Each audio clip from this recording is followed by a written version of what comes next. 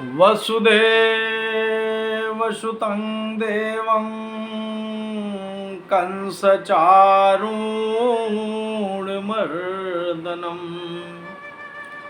देवकी परमानन्दं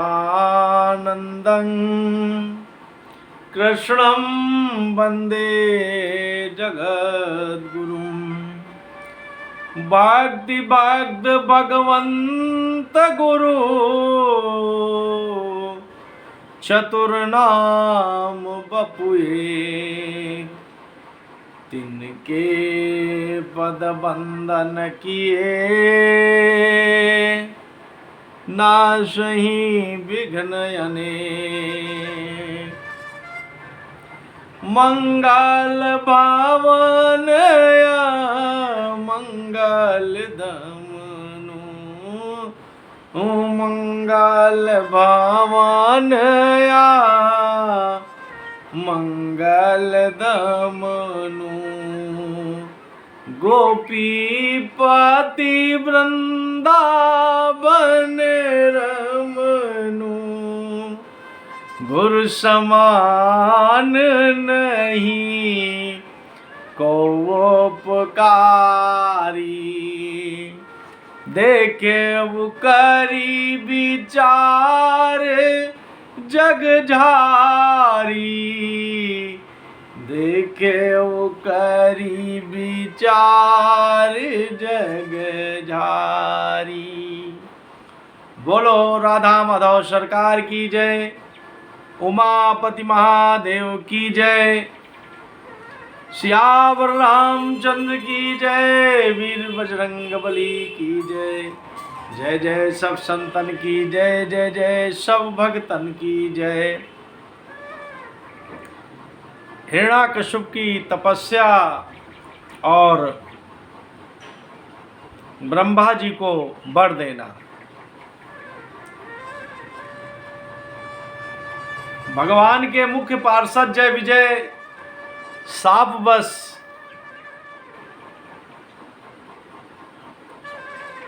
हिरण्याक्ष और हिरण्याकश्यप के रूप में अवतरित हुए।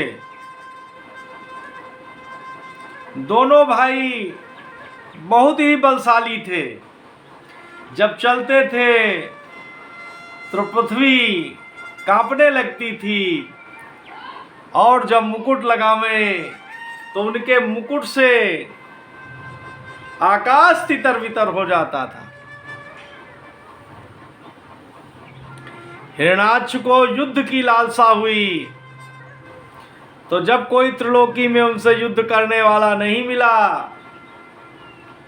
तो वो जाकर भगवान से ही युद्ध करने के लिए गदा लेकर तत्पर हो गए। और भगवान ने हिरण्याक्ष को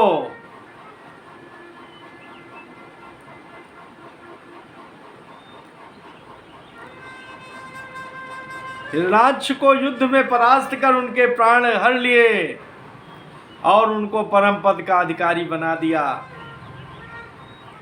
मगर अपने भाई की मृत्यु से हिरण्याकश्यपु भगवान से बैर करने लगा, और वो इसी तलाश में रहता कि हम कब भगवान से उस अपने भाई की मृत्यु का बदला ले। इधर हिरण्याक्ष की मृत्यु के बाद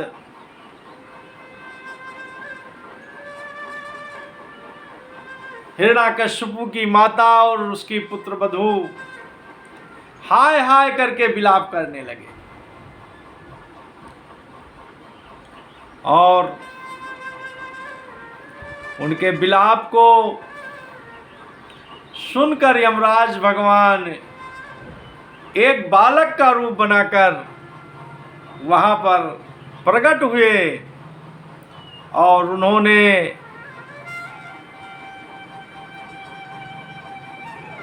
आत्म तत्व का ज्ञान बताया, और बताया कि ये जो मनुष्य है ये भ्रमवश शरीर को नित्य और जो आत्मा नित्य है उसके लिए शोक करता रहता है।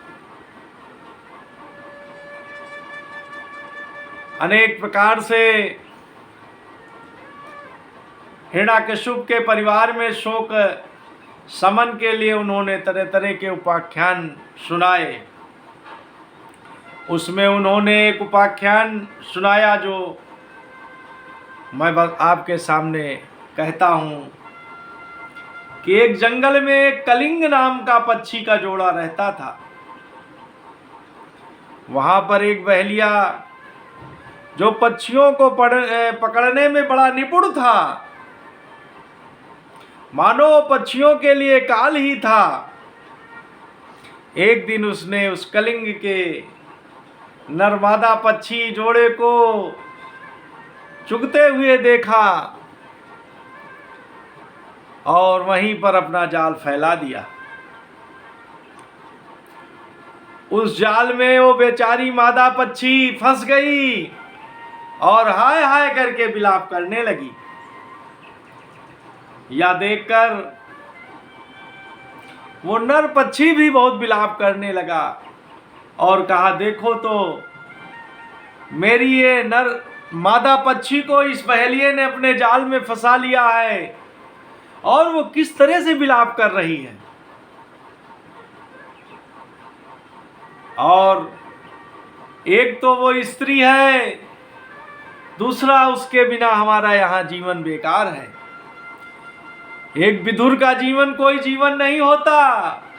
अभी हमारे बच्चों के पंख भी नहीं निकले हुए हैं। हाय हाय उन बच्चों को कौन पालेगा, कौन पोसेगा। इस तरह से नरपक्षी भी वहीं विलाप करने लगा और वो बहेलिया इस ताक में ही था कि किसी तरह से हम नरपक्षी को भी अपने जाल में फंसा लें। और उसने छिपकर एक तीर चलाया और तीर चलाया जो जाकर नरपक्षी को लगा और वहीं पर उसके प्राणांत हो गए। इस तरह से उस यमराज जो छोटे से बालक के रूप में आए थे, उन्होंने कहा कि देखिए रानियों, अगर आप 100 वर्ष तक भी इसी तरह विलाप करती रहेंगी तो ये पुनः प्राप्त होने वाला नहीं है। इस तरह से उन लोगों का शोक जाता रहा और उन्होंने परम पीतम का आश्रय लिया और उनके भजन में लग गए। इधर हिरण्यकश्यप ने विष्णु भगवान से बैर बांधकर उसने कहा कि ऐसी तपस्या की जाए, ऐसा वर प्राप्त किया जाए कि इस संसार में हम अजय हो जाएं। और वहीं से वो मंदराचल की पहाड़ियों में तप करने के लिए चला गया। वहां पर जाकर उसने एक पैर से अंगूठे से खड़े होकर दोनों हाथ ऊपर करके और तपस्या प्रारंभ की। उसकी जटाएं ऐसी लहरा रही थी मानो चमक रही थी जैसे सूर्यदेव हो, सूर्यदेव का प्रकाश हो, बिंबित हो रहा हो। और उसने अखंड तपस्या और बड़ी कठिन तपस्या आरंभ कर दिया। धीरे धीरे उसकी तपस्या और प्रबल होती गई। उसके सर से धुआं और लपटें निकलने लगी, जिससे कि नदियों और समुद्र का पानी खौलने लगा। और यहाँ तक नहीं, उसकी लपटों से स्वर्ग भी जलने लगा। जब स्वर्ग जलने लगा तो वहाँ के देवता सहायता के लिए ब्रह्मा जी के पास गए और उन्होंने ब्रह्मा जी की स्तुति किया। कहा कि आप परमाध्यक्ष हैं और आप ही इस समस्या का निदान कर सकते हैं। ये सारा संसार हिरण्यकश्यप की जो तपस्या रूपी लपटे हैं उनसे जल रहा है। और स्वर्ग में अब रहने हम लोगों के बस की बात नहीं है। तब ब्रह्मा जी ने कहा कि मैं इसका उपाय करता हूँ। और वो भृगु और दक्ष के साथ मंदराचल की पहाड़ियों में गए, जहाँ पर हिरण्याकश्यपु तप कर रहा था। वहाँ पर हिरण्याकश्यपु कहीं दिखाई न पड़ा। वहाँ तो दीमक का ढेर था, बांस के पेड़ लगे हुए थे और तरह तरह से उसके शरीर को चींटियां सब चाट गई थी। इस तरह से जब देखा किसी के बीच में हिरण्याकश्यपु अपनी तपस्या कर रहा है, तो ब्रह्मा जी ने कहा कि कश्यप नंदन हिरण्याकश्यपु, हम तुम्हारी तपस्या से प्रसन्न हुए। तुम जो कुछ वर मांगना चाहो हमसे मांग लो। अब वो उसके शरीर को दीमक चाट गए थे। तब ब्रह्मा जी ने अपने कमंडलू से जल निकाला और अभिमंत्रित करके उसके शरीर पर छिड़क दिया। जैसे लकड़ियों के बीच से आग की ज्वाला निकलती है, उसी तरह हिरण्याकश्यपु प्रकट हो गया। अब उसका शरीर स्वस्थ हो गया था और उसने ब्रह्मा जी को प्रणाम किया और कहा कि अगर आप मुझे वर देना ही चाहते हैं तो आप हमें अजेय कर दें। ब्रह्मा जी से उसने कहा कि देखिए, संसार में जितने भी आपने प्राणियों की रचना की है, उन प्राणियों से या कोई अन्य प्राणी से हमारी मृत्यु न हो। दिन में रात में हमारी मृत्यु न हो, भीतर और बाहर हमारी मृत्यु न हो, किसी अस्त्र और शस्त्र से हमारी मृत्यु न हो।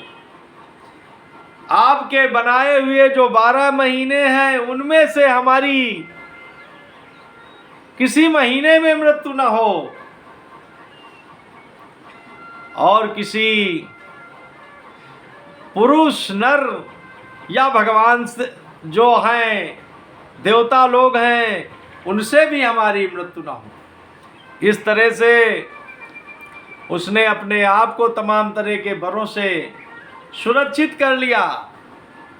तब ब्रह्मा जी ने कहा कि देखिए, ये जो वर आपने मांगे हैं ये बहुत ही कठिन है, मगर फिर भी हम तुम्हारी तपस्या से खुश हैं। और उन्होंने मस्त कह के सारे वर हिरण्याकश्यपु को दे दिए। अब हिरण्याकश्यपु उन्मत्त हो गया और उसने सोचा कि हम मृत्यु पर विजय प्राप्त कर लिया है हमने, और वो वहाँ से विष्णु भगवान के शत्रु को रूप में चल दिया और बैर भाव और प्रगाढ़ कर लिया। इस तरह से वो अपने राज्य में आया और उसने कहा कि हम ही भगवान हैं, हमारा ही पूजन करो, हमारा अर्चन करो। भगवान कोई नहीं है, भगवान मैं ही हूँ। इस तरह से वो राक्षसी प्रवृत्ति में और प्रगाढ़ हो गया। भगवान ने जब देखा कि उसका अत्याचार संसार में बहुत बढ़ गया है और हमारे भक्त प्रहलाद के ऊपर, जो उनका ही पुत्र है, उसके ऊपर अत्याचार पे अत्याचार किए जा रहा है, तो भगवान ने नरसिंह रूप से और ब्रह्मा जी ने जितने भी वर दिए थे उन सारे वरों को मान्य करते हुए और हिरण्याकश्यपु को मृत्यु के द्वार पर पहुंचा दिया और उनका शरीर फाड़ दिया और इस तरह से जो हिरण्याक्ष और हिरण्यकश्यपु को श्राप हुआ था उस श्राप से मुक्त हो गए और वो 3 जन्मों के बाद पुनः फिर भगवान के पार्षद बने। इस तरह से हिरण्याकश्यपु की जैसी तपस्या आज तक न किसी ने किया है और न आगे करेगा। और भगवान ही सबके पालनहार हैं, भगवान ही सबके जन्मदाता हैं और भगवान ही सबके विनाशक हैं। इस तरह से परम प्रीतम भगवान के चरणों में हम प्रणाम करते हैं और उन नरसिंह भगवान के रूप में जो प्रकट हुए वो नरसिंह भगवान को हम प्रणाम करते हैं। बोलो नरसिंह भगवान की जय, प्रहलाद भक्त की जय, सब संतन की जय, सब भक्तन की जय। योगेशं सच्चिदानंदं वासुदेवं प्रजप्रियं धर्म संस्थापकं वीरं कृष्णं वंदे जगद्गुरुं। श्री कृष्णार्पणमस्तु। नमो पार्वती पते। हर हर महादेव।